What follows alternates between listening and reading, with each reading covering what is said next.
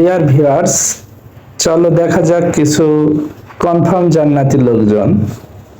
কেন এদেরকে কনফার্ম জান্নাতি বলছি তার কারণ তুমি একটু পরেই বুঝতে পারবে।